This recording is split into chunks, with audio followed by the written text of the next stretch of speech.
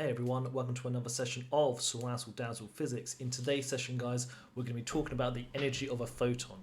Okay, so before we get going, make sure you have a basic understanding of the photoelectric effect because this video is linked to that concept. Right, so we'll start with the following. Okay, so hopefully you have a basic understanding of what light is. Light, yes, most of the time it behaved as a wave. So look, I've drawn it over here, so light behaved as a wave. But we should also recognize that light can also behave as a particle. So rather than it being a continuous wave, we can imagine it being like packets of energy arriving. So we can visualize light in this format. So light has wave-particle duality. Sometimes it can be a wave and sometimes it can be a particle. If we look over here, so I've tried to draw it, the particles over here. So look, they are discrete packets of energy. So let's put that down over here. So discrete packets of energy, discrete packets of energy. Fantastic stuff. And this, guys, so every single packet, we're going to call that a photon. So this is like a particle of light. So the term photon simply means it's a particle of light or a light particle. I'll put that down in like inverted commas, particles of light over here. Okay, so hopefully you're comfortable with that light can behave as a wave and a particle. The best experiment to talk about light behaving as a particle is going to be the following. It's going to be the photoelectric effect over here. Hopefully you've looked at this at school. So you have a metal plate and you shine ultraviolet light onto it. You'll notice that electrons leave the plate, and what happens is we have a gold leaf which drops down. It becomes less negative because electrons have left the plate. So electrons leave the plate, making this less negative, hence why it drops down. The reason why is because the ultraviolet light is liberating those electrons which are flying off the surface. And the best way to explain this is via the photon model, in which, look, if we can visualize that the light is traveling as a particle, yes, the particle of light, the photons are coming in, that photon is transferring its energy to the electron, which then gets liberated and moves off over here. Right, so don't forget, so these guys are going to be the photons. So these are the photons over here, which are those discrete packets of energy. Right, now from here we're going to talk about the formula to calculate the energy of a photon.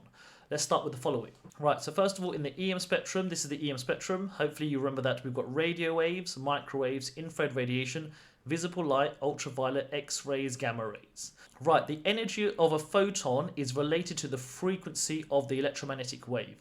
So the energy of the photon is going to be related to the frequency of the electromagnetic wave.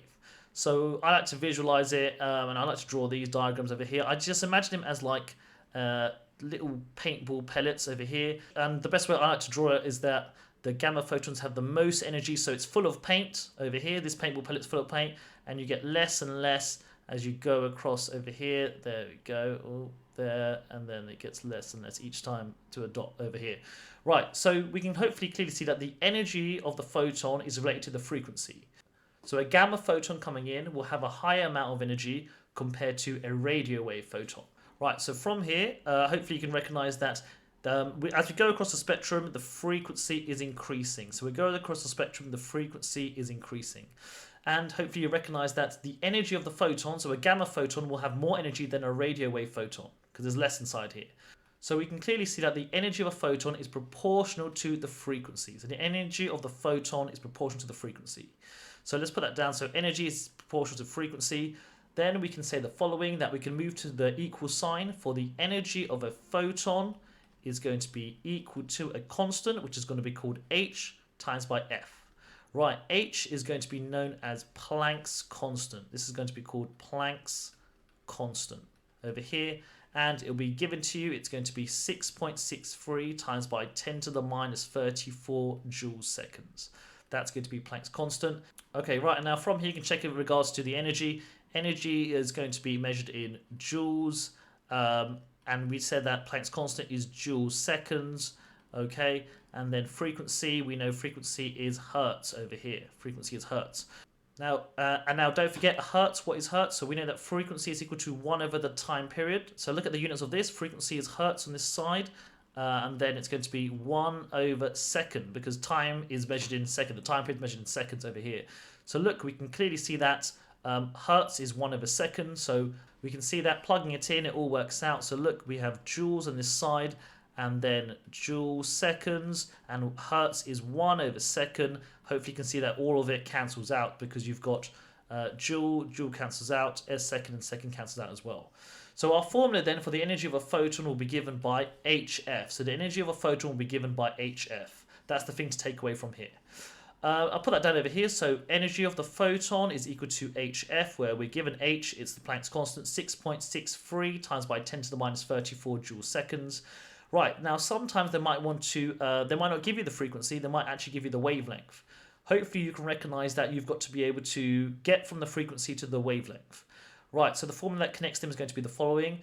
The speed of the wave is equal to the frequency multiplied by the wavelength.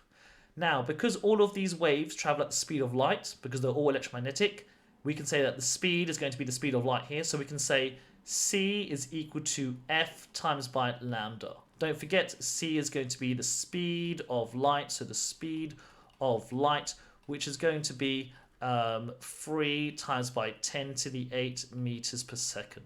Okay. So therefore, my next formula, I'm just going to substitute a c in here. So we know that frequency is equal to c over lambda. Yes, frequency is c over lambda, taking the lambda underneath. Therefore, that replaces it over here. So therefore, E is equal to hc over lambda. So sometimes you may be required to use the top formula, and sometimes you may be required to use the bottom formula. Just make sure you now know where they both come from. Okay, so now we've done this, let's try a couple of questions practicing using the formula. Oh, question 1. A photon of light has frequency 5.77 times by 10 to the power 14 hertz. Calculate the energy of the photon of light. Alright, so first of all, what is the formula? The energy of the photon will be equal to h times by f. So let's put that down over here. E is equal to hf. Right, and don't forget you'll be given h. H will be given to you as 6.63 times by 10 to the minus 34 joule seconds. Let's put that down into here. So therefore, 6.63 times by 10 to the minus 34, and I'm going to times it by the frequency, 5.77 times by 10 to the power of 14. Okay, let's put that into a calculator and let's see what we get. I'm getting the value of the energy of this photon, guys, is going to be equal to 3.83 times by 10 to the minus 19 joules. That's this one over here. Easy stuff. Make sure you can do it yourself. Okay, let's try one more question. Well, let's use the other formula this time. Question 4. A photon of light has a wavelength of 520 nanometers. Calculate the energy of the photon. Right, so we know that energy of the photon is equal to hf. We also know that the energy of the photon is equal to hc over lambda. Yes, don't forget c is equal to f times by lambda over here, and I just rearranged it. Alright, so first things first, we can't use the first formula because we don't have the frequency, but we have got c and we have got lambda, so we can use the second one. Don't forget h will be given to us. So h is equal to 6.63 times by 10 to the minus 34 joule seconds. The speed of light is 3 times by 10 to the 8 meters per second, and then finally we can just plug it all in. So therefore, in our calculators, E is equal to hc divided by lambda. The value of h, 6.63 times by 10 to the minus 34 times by the speed of light, 3 times by 10 to the power of 8, divided by the wavelength of the light. Don't forget 520 nanometers. What is nano? Don't forget nano. You should think of nano is the same as 9, which means times 10 to the power of minus 9. Make sure you're happy with that. So 520 times by 10 to the minus 9 over here. Let's plug it into a calculator and see what we get. I'm getting the value of the energy, guys, is equal to 3.83 times by 10 to the minus 19 joules over here. There we go. Fantastic stuff. And that's it for another session of Ceerazzledazzle Physics. Make sure you hit the like and subscribe to keep the channel going, and comment below if you have any queries. I'll do my best to answer them. Ciao, ciao, and goodbye.